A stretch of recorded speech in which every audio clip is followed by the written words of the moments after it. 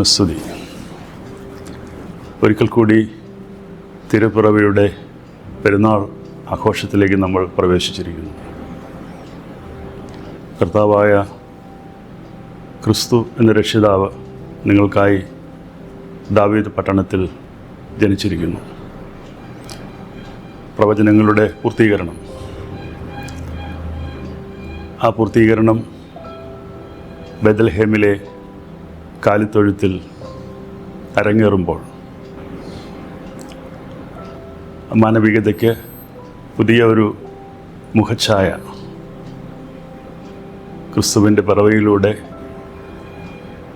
ക്രിസ്തു നൽകുന്ന സമാധാനത്തിലൂടെ ലോകത്തിന് മുഴുവനും പ്രദാനം ചെയ്യുകയാണ്.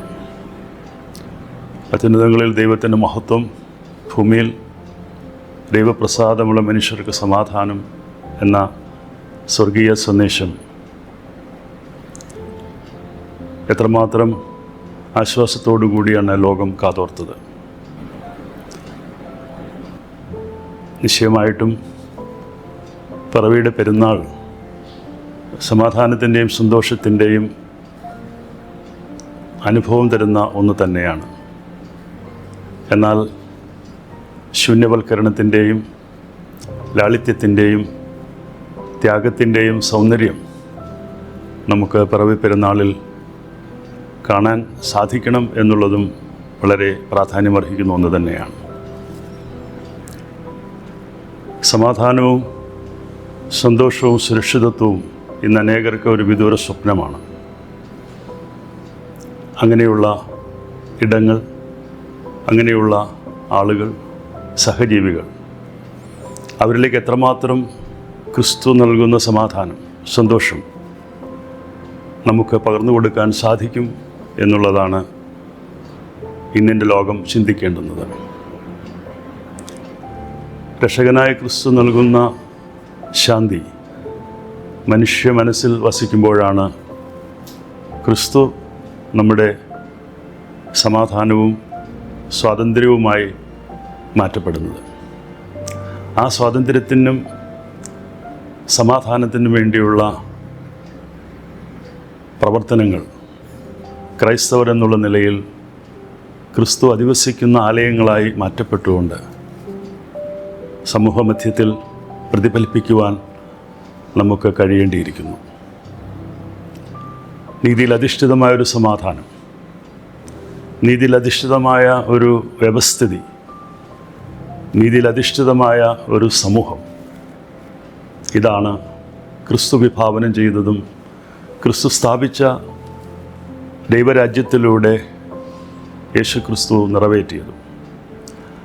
ആ രക്ഷാ പ്രവർത്തനത്തിൽ പങ്കാളികളാകുവാൻ, ദൈവരാജ്യത്തിൻ്റെ കെട്ടുപണിയിൽ അതിൻ്റെ പങ്കാളിത്തം ഉറപ്പാക്കുവാൻ പിറവി പെരുന്നാളിലൂടെ പിറവിയെടുക്കുന്ന ക്രിസ്തുവിൻ്റെ ചൈതന്യം ഉൾക്കൊണ്ടുകൊണ്ട് ജീവിതത്തെ മുന്നോട്ട് കൊണ്ടുപോകുവാൻ ഓരോ ക്രൈസ്തവനും കഴിയുമ്പോൾ, അവിടെയാണ് മതങ്ങൾക്കും ജാതിക്കും വിഭാഗീയതയ്ക്കും ചിന്തകൾക്കും കളറിനും രാജ്യങ്ങൾക്കുമൊക്കെ അതീതമായിട്ടുള്ള ദൈവികമായ ശാന്തിയുടെ പ്രാഭവം എല്ലാവരിലേക്കും ചെന്നെത്തുന്നത്.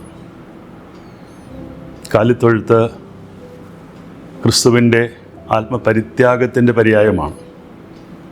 ദൈവത്തിൻ്റെ സ്നേഹത്തിൻ്റെ പൂർണ്ണതയാണ് ഈ വിനയപ്പെടലിലൂടെ, താഴ്മപ്പെടലിലൂടെ ലോകത്തിന് വെളിപ്പെട്ടു കൊടുക്കുന്നത്. നമുക്ക് നമ്മുടെ ജീവിതത്തിൽ എപ്പോഴാണ് ഒരു കംഫർട്ട് സോൺ അല്ലെങ്കിൽ ഒരു ധൈര്യം, ഒരു ഉറപ്പ് കിട്ടുന്നത്? ദൈവം കൂടെയുണ്ട് എന്നുള്ള ബോധ്യത്തിൽ നിന്നുമാണ്. യഥാർത്ഥത്തിൽ തിരുപ്പിറവി ക്രിസ്തു കൂടെയുണ്ട് എന്നുള്ള ഓർമ്മപ്പെടുത്തലാണ്. അത് തന്നെയാണ് വിശുദ്ധ ഗ്രന്ഥത്തിലൂടെ നമ്മെ പ്രബോധിപ്പിക്കുന്നതും. ദൈവം നമ്മോട് കൂടെയുണ്ട്. ആ കൂടെയുള്ള ദൈവം കൂട്ടായിരുന്ന് ആ കൂട്ടായ്മയിലൂടെ സുമനസ്സുകളുടെ ലോകം സൃഷ്ടിക്കുവാൻ, സുമനസ്സുകളുടെ സമൂഹം മെനഞ്ഞെടുക്കുവാൻ, അങ്ങനെ ശാന്തിയും സമാധാനവും സുരക്ഷിതത്വവും അനേകരുമായി പങ്കുവയ്ക്കുവാൻ നമുക്ക് കഴിയുമ്പോൾ ക്രിസ്തു നമ്മിൽ വസിക്കുന്നു എന്ന് മറ്റുള്ളവർക്ക് സാക്ഷ്യപ്പെടുത്തുവാനായിട്ട് സാധിക്കും. ആഘോഷങ്ങളും ചമയങ്ങൾക്കുമൊക്കെ അപ്പുറമായി മനസ്സിൻ്റെ വികാസം, മനസ്സിൻ്റെ രൂപാന്തരീകരണം, ഈ രൂപാന്തരീകരണം എന്നുള്ള വലിയ പ്രതീക്ഷയാണ് ക്രിസ്തുമസ് നമുക്ക് നൽകുന്ന ആത്യന്തികമായ സന്ദേശം. ആ ഒരു ഹോപ്പ്, അതിലൂടെയുള്ളതായ ഒരു മാറ്റം, ആ പ്രക്രിയയിലൂടെ പോകുവാൻ നമുക്കെല്ലാവർക്കും കഴിയട്ടെ എന്ന് പ്രാർത്ഥിക്കുന്നു. സ്നേഹവും സാന്ത്വനവും അനേകരുമായി പങ്കുവെച്ചുകൊണ്ട് ക്രിസ്തുവിൻ്റെ വർണ്ണനാതീതമായ തിരുപ്പിറവിയുടെ അനുഭവത്തിലൂടെ അനേകർക്ക് സഞ്ചരിക്കുവാൻ ഈ വർഷത്തെ പെരുന്നാൾ എല്ലാ അർത്ഥത്തിലും പ്രയോജനപ്പെടട്ടെ എന്ന് പ്രാർത്ഥിക്കുന്നു. യാക്കോബായ സുറിയാനി സഭ വലിയ പ്രതിസന്ധിയിലൂടെ കടന്നു പോകുമ്പോൾ ഈ സമാധാനത്തിൻ്റെ പെരുന്നാൾ, പ്രതീക്ഷയുടെ പെരുന്നാൾ, പുതുക്കത്തിൻ്റെ പെരുന്നാൾ ഏവരിലും ക്രിസ്തു അനുഭവമുള്ളവരാക്കി മുന്നോട്ട് പോകുവാനും പ്രത്യാശയോടുകൂടി പുതിയ വർഷത്തിലേക്ക് പ്രവേശിക്കുവാനും ദൈവിക ദാനമായി നമുക്ക് തരുന്ന ഓരോ ദിനവും സമാധാനത്തിൻ്റെയും സന്തോഷത്തിൻ്റെയും ഐശ്വര്യത്തിൻ്റെയും വിജയത്തിൻ്റെയും വിശ്വാസ പ്രഖ്യാപനത്തിൻ്റെയും അനുഭവമായി മാറ്റപ്പെടുവാൻ സ്വർഗത്തിലെ ദൈവം സഹായിക്കട്ടെ എന്ന് പ്രാർത്ഥിക്കുന്നു. യാക്കോബായ സുറിയാനി സഭയിലെ എല്ലാ ദൈവമക്കൾക്കും സഭയുടെ ഔദ്യോഗിക വാർത്താമാധ്യമമായ JSCയിലൂടെ എല്ലാ പ്രേക്ഷകർക്കും ക്രിസ്മസിൻ്റെ സന്തോഷം, പുതുവർഷത്തിൻ്റെ സമാധാനം, സൗഖ്യം, നല്ല ആരോഗ്യം എല്ലാവർക്കും നേരുന്നു. ദൈവം അനുഗ്രഹിക്കട്ടെ.